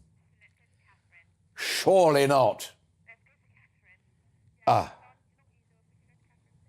think we will begin to strain people's patience, but I'll keep my fingers crossed for you. Sneaking into the studio where we're trying to sort out that debacle, I'm delighted to say, is my lovely friend Catherine Forster, GB News political correspondent. As always, you've been on the phone and you've been putting your ear to the ground. Claire Fox was very interesting on Brexit, and that is the allegation from many who wanted to leave that the reason our poll that was done for Camilla Tominey's programme demonstrates a degree of disquiet and disappointment with the outcome is that those who were in charge did not have their hearts in seeing it through. Well, certainly Theresa May was tasked with implementing it. She was a Remainer. She was like a submarine during the campaign, wasn't she? And she said, we will make a success of it. But certainly, she never really seemed to believe. It seemed like a damage limitation exercise for her, didn't it? She didn't believe in the possibilities of it. And I suspect that's partly why we didn't get a great deal with the EU, because the EU realised she was never going to leave with no deal. She was never going to crash out. They didn't have that card, whereas when Boris Johnson came along, they possibly believed that they might just go for no deal and that they had to come to some arrangement, imperfect though it was. He got a lot of stick, even from friends as well as from dark critics, as it were, of talking about an oven-ready deal, which patently it wasn't. Patently it wasn't. But the thing was, they needed to get something across the line, and they wanted to get Brexit done in inverted commas, and it helped them to an 80-seat majority. But certainly, it didn't get Brexit done, really, or it did, but apart from the rather major issue of the Northern Irish border and the protocol that's caused so many problems. And of course, you think back to that clip of Boris Johnson in that autumn talking to businessmen in Northern Ireland. It was saying, are we going to have checks? And Boris Johnson saying, no, no, no. If anybody says you're filling up, just rip it up. No, absolutely no checks. And of course, that has not been the case. The chairman of the Federation of Small Businesses in Northern Ireland told me on this programme yesterday that there is genuine optimism he sensed across Northern Ireland at the moment, that a little movement on the part of Brussels may be genuine in the offing. It was reported, as you know perfectly well, during the week, and that he seemed to have a little optimism because, talking of oven ready, they were ready to go. It does look like it. And talking to Chris Heaton-Harris going back a while, who obviously the Secretary of State for Northern Ireland, the mood music has really changed, I think, as time has gone by. May I butt in? Because it's always nice to say something positive about people. And both of my guests, who was the chair of the Conservatives in Northern Ireland, but also Mr. Pollan from the Small Business Federation, said Heaton-Harris had hit the ground running and impressed people. Yeah, I think he definitely has. And even people like Steve Baker, who's the sort of ERG hard He also got man, a thumbs up and a name check. Having been given a position as Northern Ireland Minister, they've taken an emollient tone. They've wanted to reach a deal. Steve Baker actually apologising that mistakes had been made, and also from the other side, from the Irish side, a desire. I think some of the bitterness has dissipated. They've realised that we have left, that we're not coming back, and that really now we need to make the best of it. So it does sound hopeful. Number 10 are very keen not to really give any information, but it certainly sounds like a deal is very close to being done. But it could all go spectacularly wrong if the ERG kick off. If Boris Johnson, of course, decides to say that this is not acceptable. Of course, this is a deal he signed. David Frost is likely to be not very happy. And again, he was instrumental in getting this deal and then later said, we knew it wasn't a good deal, but we needed to get it over the line and we thought we could tinker with it down the line. And keep in touch with some of our best guests from Northern Ireland because they really are They're a splendid, balanced bunch and are genuinely very well informed upon this.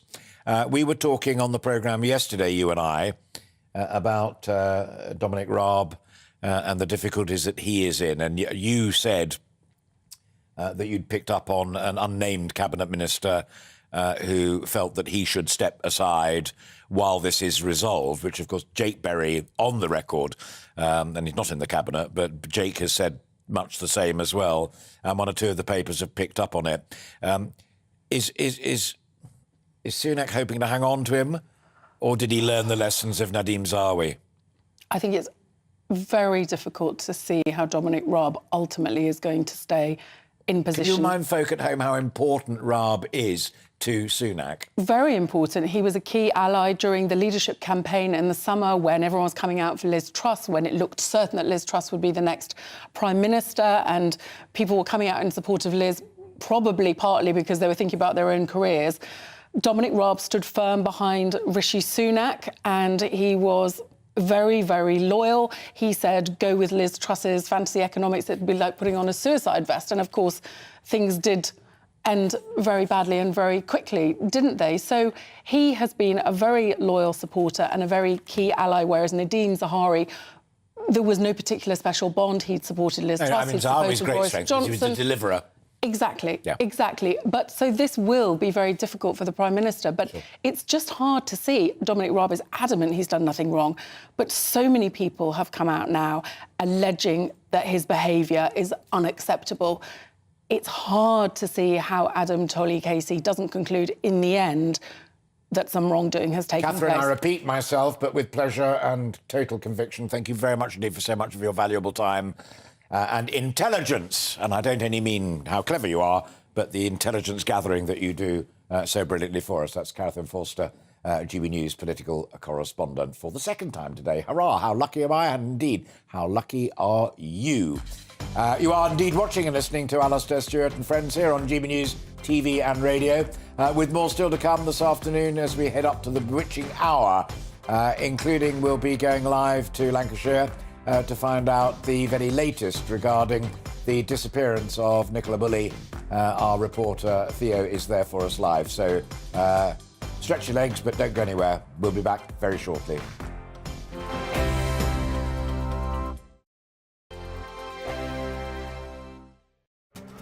This year on GB News, we've got brand new members in the family. Join us. Across the entire United Kingdom, we cover the issues that matter to you. GB News will always stay honest, balanced and fair. We want to hear whatever is on your mind. And we don't talk down to you. The establishment had their chance. Now we're here to represent you. Britain's watching. Come join us on GB News, the People's Channel. Britain's news channel. Monday to Thursday, 9 p.m. till 11 p.m. Join me, Dan Wootton. I'll bring you the sharpest takes and hottest debates. Do you not believe in prison? I don't believe in prison. I'm completely stunned. I guarantee you there'll be no spin, no bias, no censorship. I actually was personally quite offended by it. And no reason to go to bed. So I guess they've always been quite woke. That's Dan Wootton tonight on TV, radio and online. Monday to Thursday from 9 p.m. till 11 p.m. on GB News. The People's Channel, Britain's news channel. We are GB News, and we'd like to say thank you to each and every one of you for bringing us your conversations, for helping our great nation find its voice. We are here for you on radio, television, and online, across England, Scotland, Wales, and Northern Ireland. It's not the BBC, you actually get your facts right. We are proud to be GB News, the People's Channel, Britain's news channel. I'm Mark White. As GB News Home and Security Editor, I cover those key issues that are so important to you. Our authorities, our communities doing all they can to combat violent crime. With the public services under unbearable strain, why are we still failing to control our borders? Defence, the first priority of any government, has been continually hollowed out. Can we trust our politicians to protect the armed forces? Join me, Mark White, on GB News. Join me every Sunday at 6 p.m. for Gloria Meets. In exclusive interviews, I'll be finding out who our politicians really are and what they really think. It's something that you would never want anyone to suffer. I didn't know what channels there were. I didn't think I'd be believed. I must have weighed about 7 stone and I'm 5'8". My instincts was to sort of cover this up. I mean, clearly that was a mistake. Join me every Sunday at 6 p.m. on GB News, the People's Channel, Britain's news channel.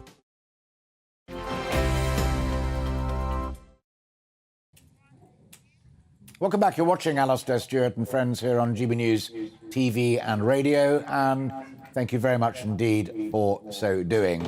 As I said just before we took that short break, we're going to seek out the latest on the very sad case of missing mum of two, Nicola Bulley, up there in Lancashire.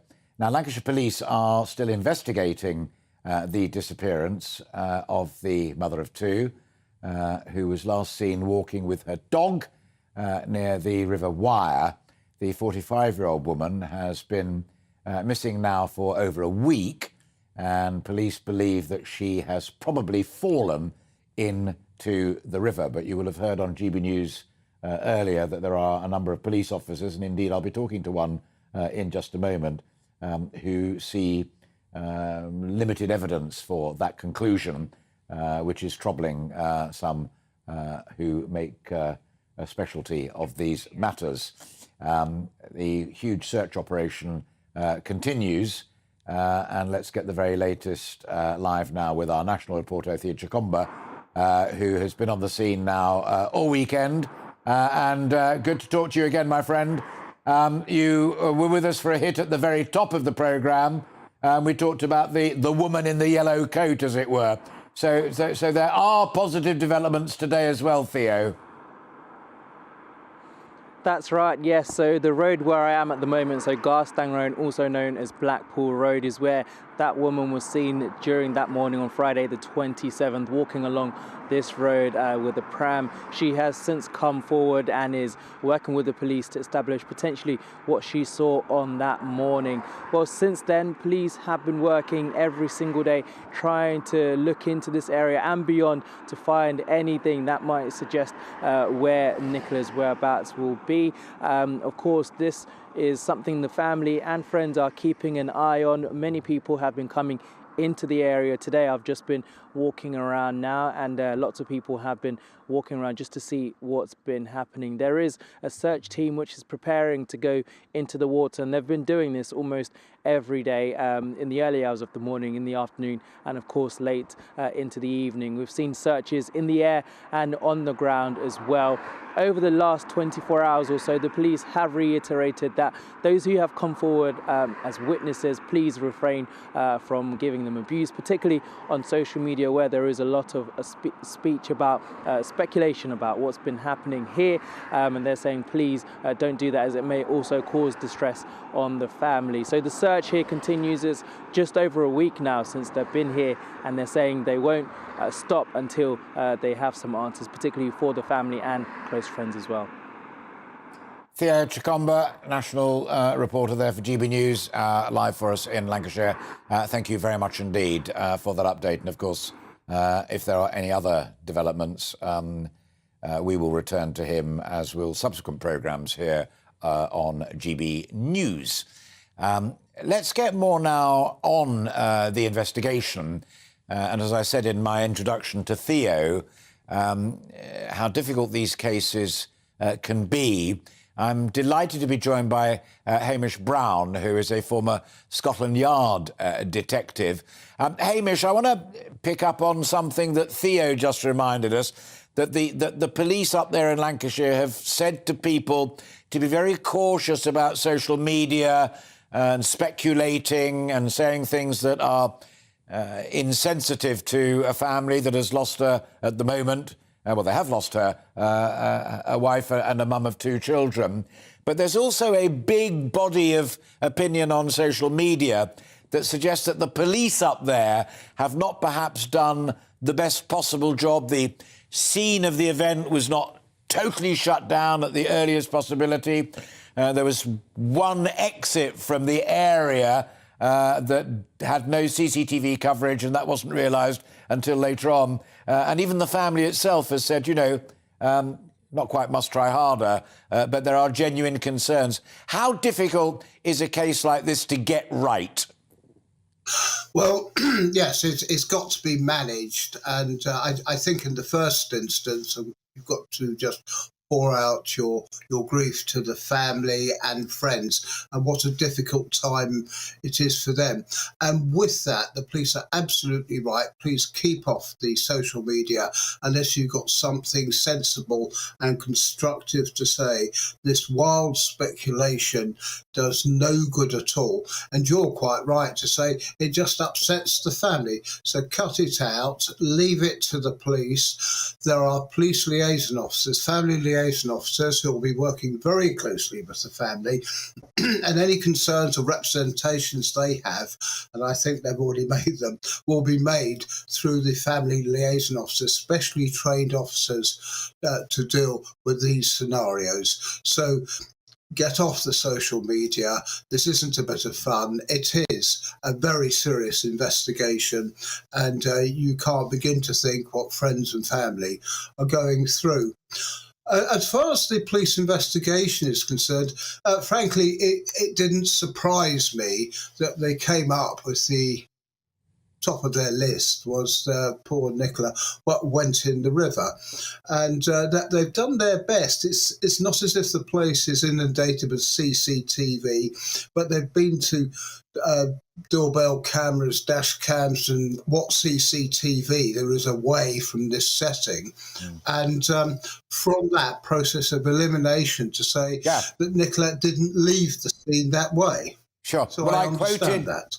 I quoted Conan Doyle and Sherlock Holmes yesterday on the programme about that famous observation, which I think is genuinely respected by detectives, and that is when you've eliminated everything else, even the most improbable, that which remains is probably what happened. And it would seem that they've done that, even with a possible cause of a slip into the river, although there's no physical evidence that is what happened. But the missing dog's tennis ball. Yes, but that having been said, the police are quite clear they will continue to keep an open mind on this. And if there is something constructive, not just mere speculation or some vague idea, but something constructive to work on, they'll be more than happy, more than pleased to do that. Because, albeit for different reasons, they want to get this solved, even if it's tragic news. I'm sorry to put it that way, but even if it's tragic news at the end of the day, it will be partly resolved. Yes, there'll be a lot more questions after that, I'm absolutely certain. So let the police get on with it. If there is other evidence, fine, but wild speculation and tittle-tattle, please stop it now and let the families grieve and the police get on with their investigation. Good of you to join the conversation, make all those important points in such a measured and reflective way as well. Very helpful too. We're keen to hear all opinion here on GB News, and Angela and Stephen had great guests on breakfast this morning as well, which of course is available on our YouTube channel. We are at GB News. But Hamish Brown, lovely to see you. Thank you very much indeed for your time, sir. Hamish is a former Met detective there with his balanced views on what they're trying to do and why they have reached that conclusion, which is not accepted by Nicola's family. And now, with the half-time holidays fast approaching and with summer just a few months away, is the industry, after such a hammering, ready to return to normal? Or could travel chaos once again be around the corner? Misery at airports. Oh, God. EU border checks, strikes and staff shortages, which also said by many to be a Brexit problem, are just a few of the challenges facing airlines this year. Rail operators are also having a tough time of it, of course, recruiting enough employees to meet demand. So we sent our reporter Will Hollis to a jobs fair at East Midlands Airport, where businesses are hoping to plug gaps in their workforce ahead of the busy seasons. Celebrating 37 years of marriage, Chris and Dave are off to Malaga. It's just great to be able to get away again. You know, being stuck at home, not being able to travel all that time. It's just, now we just jump on board as much as we can. The summer season is still beyond the horizon, but these winter months are crucial to replenishing a workforce decimated by the pandemic. As a baggage handler, predominantly you will be unloading and unloading of the bags, OK? Josh, who's leaving college, is hoping to find a job here at East Midlands Airport. I heard East Midlands Airport had a lot of jobs available and I was like, I need a job. And then I came here and there's a lot of jobs available. And, you know, I've heard a lot of good stuff about what's there and hopefully, yeah, get one. The industry's biggest names are recruiting new talent, including Swissport. Last year we recruited a team coming back from the pandemic, which was a challenging time. It was busy last year. We got through and we are now moving forward for this year. Travel chaos caused misery in many British airports last year. Huge queues and thousands of cancellations. Short staffing was the main issue. The number of jobs on offer here could be seen as both encouraging or alarming. Encouraging because it shows that the industry is ready to bounce back after the toughest time in its history, but alarming because if those vacancies aren't filled soon, we could see a repeat of the same travel chaos that plagued last summer. This airport alone has more than 100 vacancies it wants to fill, including for security, where Eliza manages training. We're looking at a real bright summer. The forecast for the passengers is, extended from last year. We've got no gaps currently. We're forecast to be on target for our recruitment. And looking at the people that we've got here today, any issues, we will have filled that by the summer season. The industry as a whole is struggling to keep staff. A survey by the SAP found a third of the workforce plan to quit this year because of stress. Some travel bosses think issues with retaining and recruiting staff could last until Christmas. With passenger numbers expected to reach just below 2019 levels, the government hopes the industry can limit disruption. Aside from staffing, EU border checks and strikes at home and abroad won't make that easy. Will Hollis, GB News in the East Midlands. Will Hollis there at East Midlands Airport for us. Brilliant report, very informative. And just remember that when Flybe went broke, the rest of the industry responded very quickly. Will, as an industry, are they particularly good at this, recruiting? Yes, well, there was a lot of people in the room just adjacent to where I am right now. It was full of people, particularly young people, trying to get into the career, considering what they might do for the career. Lots of people as well segueing, certainly considering moving between the jobs that they're already doing now. But it seems that getting people into those positions, recruitment and retainment, might not just be the silver bullet that the airline industry needs. It's certainly going to be the thing that they're mainly focusing on. But with things like border force strikes, we're going to see 4 more days in February over half term, with also things like EU border checks, where there's a delay in the entry-exit system, a system of biometrics that might scan people's fingerprints and their faces so that people can move in and out of EU countries if they're not an EU resident a little bit more easily. That's delayed until 2023. So there are problems that lie outside of the airline industry's problems with recruitment and retainment. Let's face it, this is £1 billion industry. There is so much money going in and out of the airline industry, and the pandemic did a lot of damage, particularly in those areas of recruitment. So maybe if they solve those areas first, then they can go on and looking at those other areas. Of course, right now here at East Midlands Airport, it is a little bit quieter. It is winter, but the government, as well as the airline industry, really wants to focus on filling those positions as well as dealing with the other problems. And then maybe we'll avoid all of those images that we saw last year, which was, of course, of people stuck on the tarmac on planes that were about to leave that were cancelled, and then long queues in airports. So it's certainly a worrying time as we go into that season, but they are really quite optimistic that we won't see that again, Alastair. Well, fingers crossed on that. Will, thank you very much indeed for the report and for your lovely interviews with all the people there at that brilliant jobs fair at East Midlands Airport. Good to see you. Thank you very much indeed. That is all we have time for today. So from Will and me and the whole team, thank you for joining us and a very good evening to you. And I hope very much indeed you can join us again next weekend. Till then, very goodbye to you. Bye-bye.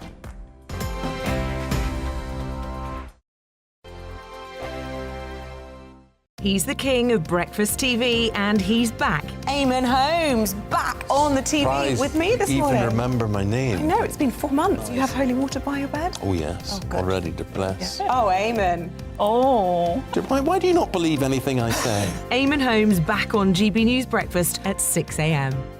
Here on GB News Live, we'll be keeping you in the picture, finding out what's happening across the country and finding out why it matters to you. We'll have the facts fast with our team of reporters and specialist correspondents. Wherever it's happening, we'll be there from 12 noon on TV, radio and online. GB News, the People's Channel, Britain's news channel.